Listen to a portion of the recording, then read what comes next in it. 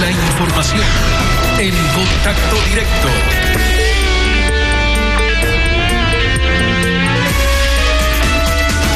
¿Cómo estás? Muy buenos días. Buenos días, Samantha. Buenos días a todos quienes nos acompañan a esta hora. En las ollas de la corrupción correísta se cocinaron distintos menús de los que se alimentaron durante 10 años comensales de distinta ralea. No hay necesidad de describirlos por su morfología ni por su conducta, porque ustedes los podrán identificar sin duda, sin ningún problema. Hay los que caminan y no proyectan sombra, los que negaron 3 veces al padre antes de la madrugada y hasta el día de hoy siguen sin reconocerlo. Están también los que reptan y hoy añoran esas ollas humeantes llenas del potaje caldoso con que alimentaron sus hambrunas y las de sus tribus. Una vez más, el desdeñado periodismo de investigación descubre cómo las empresas corruptas y corruptoras, como las llamó el correísmo, eran financistas del proyecto político de las manos limpias y los corazones ardientes. La Fiscalía hace lo suyo e investiga. ¿Qué hace el principal ente de fiscalización del país, la Asamblea Nacional? Se lo preguntamos a Fabricio Villamar, asambleísta de Creo por Pichincha. Buenos días, legislador. Buenos días, Lenin, un gusto saludarle. ¿Qué están haciendo en asamblea?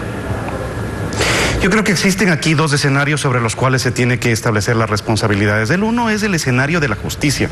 Y tengo la sensación gratificante, además, de que la Fiscalía está actuando y está actuando con celeridad. Me parece que ahí está definido un escenario en donde tendrán que determinarse las responsabilidades de quienes han vulnerado la ley. El otro escenario es el escenario de la Asamblea. La Asamblea no puede abstraerse de sus 2 funciones, legislar y fiscalizar. Y en el proceso de fiscalización, yo creo que se tiene que buscar las responsabilidades del Consejo Nacional Electoral, que de acuerdo al artículo 212 de la Constitución tenía que verificar la proveniencia y el uso de los recursos. Bueno, ¿dónde está ese examen de proveniencia y uso? Porque hay prohibición expresa para el uso de recursos que vengan de empresas y mucho más de los que vengan de empresas que tienen relaciones con el Estado. La otra responsabilidad inmanente en esto es de la Contraloría, pues la Contraloría tiene que verificar qué es lo que hizo el Consejo Nacional Electoral en el cumplimiento de sus funciones.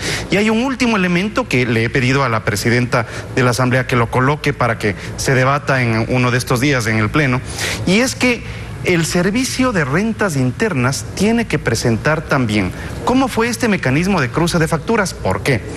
Porque resulta que si es que Alianza País ordenaba el gasto y las empresas, 4 empresas constructoras, varias asignatarias de contratos que son transnacionales, eran las que terminaban pagando lo ordenado por Alianza País, bueno, esas facturas terminaban entrando en la contabilidad y disminuyendo, por ejemplo, los beneficios y utilidades de los trabajadores, pero adicionalmente se podían utilizar para la deducción de impuesto a la renta, es decir, el robo es por todas partes.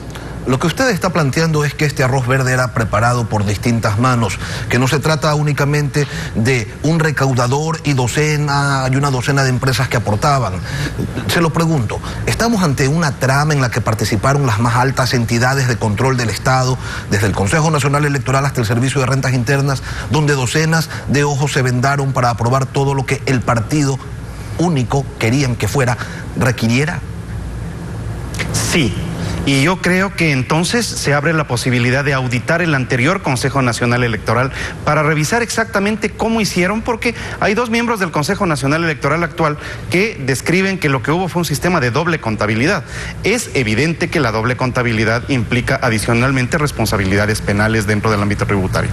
Y en el Servicio de Rentas Internas lo que tenemos que verificar es de estas empresas, algunas que han comenzado a operar en el Ecuador en el 72, en el 74, y otras que entraron con la bonanza en el 2008 y en el 2009, son las que han terminado siendo beneficiarias de grandes contratos con el Estado. Entonces, ¿cuál es el sistema?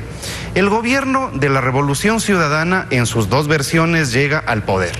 En este momento agarra y entrega contratos. Estos contratos son beneficiarias de estas empresas extranjeras, de estas empresas transnacionales y varias empresas nacionales grandes.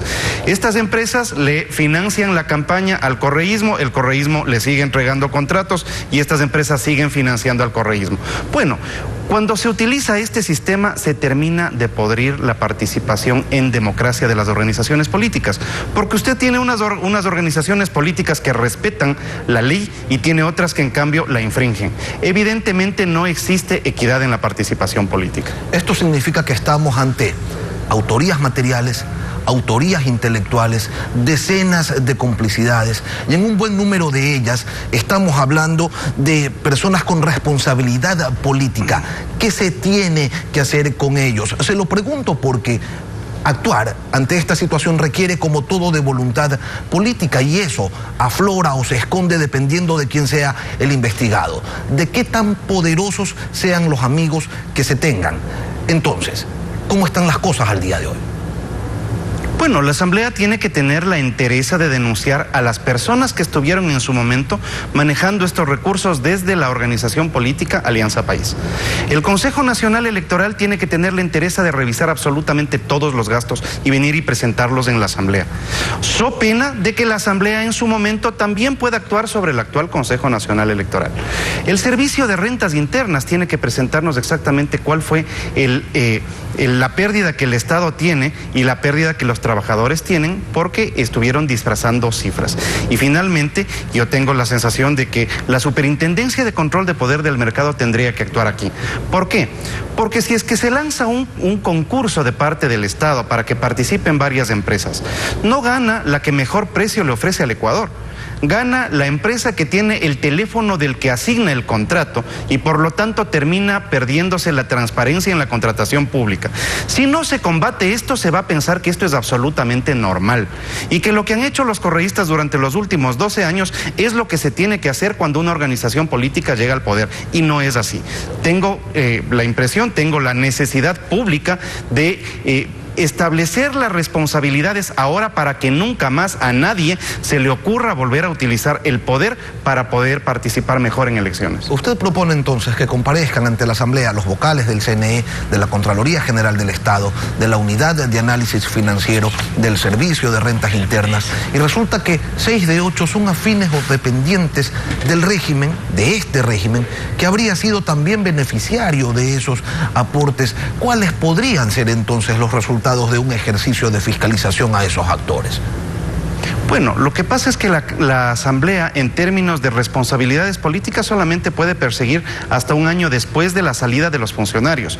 Sin embargo, siempre la Asamblea podrá hacer la presión suficiente como para hacer el acompañamiento público para que estos casos no queden en la impunidad. Y eso es lo que se tiene que buscar. Me parece que llega un momento en donde la gente esta que llega, hace la rueda de prensa y dice que el último brasilero que vieron fue Neymar. Bueno, el último brasilero que van a ver posiblemente sea Lula, también en la cárcel y muy cerca. Yo tengo la impresión de que la Asamblea tiene responsabilidad de enseñarle al Ecuador que se puede cambiar y que se pueden hacer las cosas bien.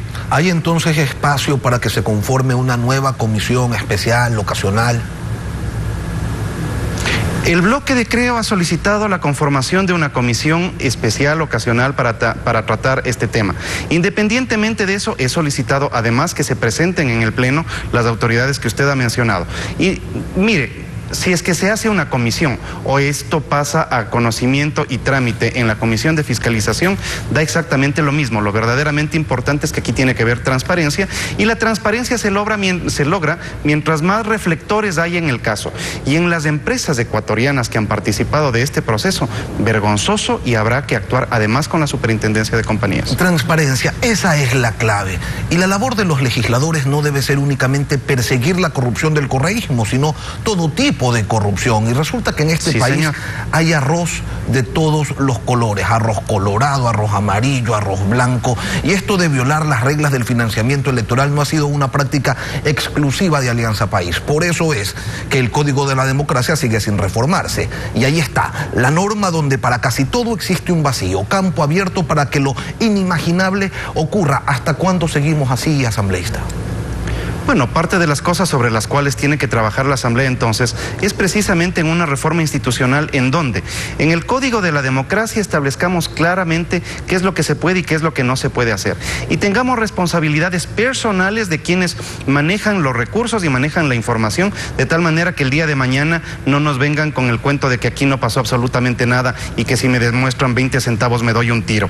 Me parece que no tienen la entereza para decirle al Ecuador que no tienen responsabilidades sobre esto. pero se va a destapar la olla porque esto que pasó en elecciones presidenciales ocurre también en elecciones seccionales, ocurre en elecciones de prefectos, ocurre en un sinnúmero de elecciones a lo largo y ancho del país. Es Vox Populi, y el presidente hacía referencia a aquello, incluso se habla de dineros del narcotráfico, no solamente de empresas legalmente constituidas. Entonces, ¿cree usted que finalmente se abra la caja de Pandora o se trata simplemente de investigar al correísmo y ya con eso nos quedamos todos tranquilos? No lo sé. Yo creo que hay que tener la fuerza necesaria como para plantear que se abra la investigación.